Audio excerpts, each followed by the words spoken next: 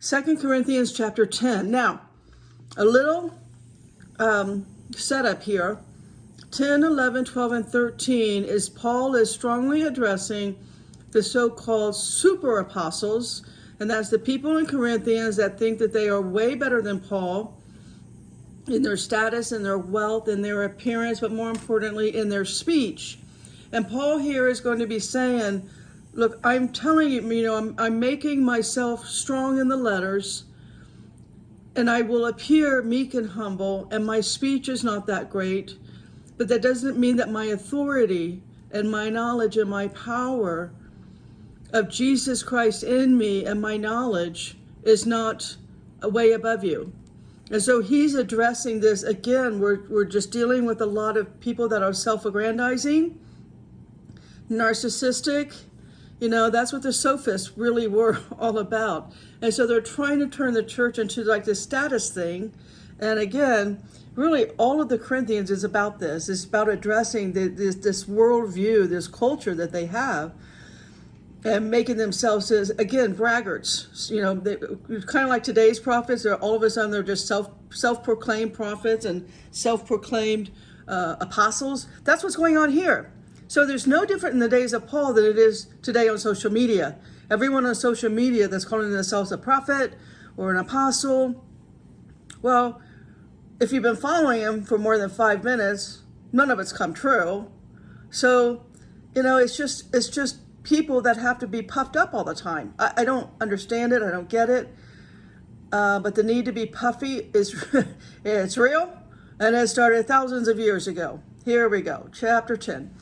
Now I, Paul, myself, beseech you by the meekness and gentleness of Christ, who in presence am base among you, and being absent, bold towards you. So he's letting them know, I'm not there to confront and to put down this unsound doctrine, but my letters, he's saying, he's addressing them boldly through his letters, in their day called epistles. But I beseech you that I may not be bold when I am present with that confidence, wherewith I think to be bold against some, which think of us as if we walked according to the flesh.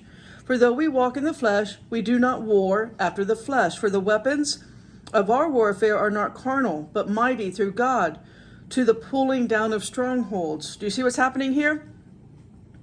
Here's my takeaway verses. I love 5 through 7 are my takeaway in chapter 10. Here we go.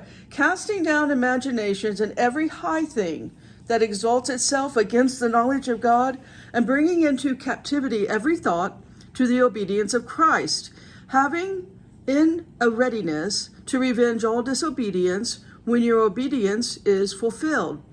Do you look on things after the outward appearance? If any man trust in himself that he is Christ, let him of himself think this again, that as he is Christ, even so are we Christ.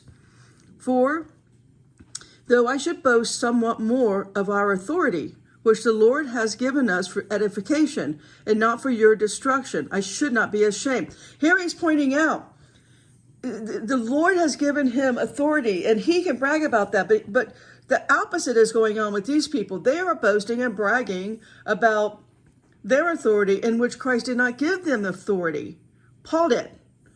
Paul left the sound doctrine, and these people are perverting it. So that's what's being addressed here. That I not seem as if I would terrify you by letters.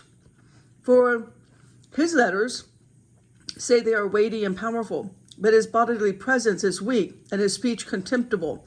So the letters back to Paul from these people are saying, that that Paul should not be considered an apostle because his presence is weak and his speech is contemptible.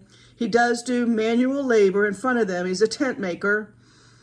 And that's what they're addressing. They're trying to put themselves on a pedestal over Paul, that they should follow whatever doctrine they're teaching. Who knows how bad it is?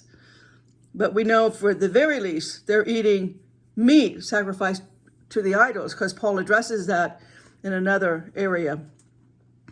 Let's finish this out, verse 11 down to 18. Let such one think this, that, such as we are in word by letters, when we are absent, such will we be also in the deed when we are present. For we dare not make ourselves of the number, or they compare ourselves with some that commend themselves. But they measuring themselves by themselves, and comparing themselves among themselves, are not wise. But we will not boast of things without our measure, but according to the measure of the rule which God hath distributed to us, a measure to reach even unto you. For we stretch not ourselves beyond our measure, as though we reach not unto you.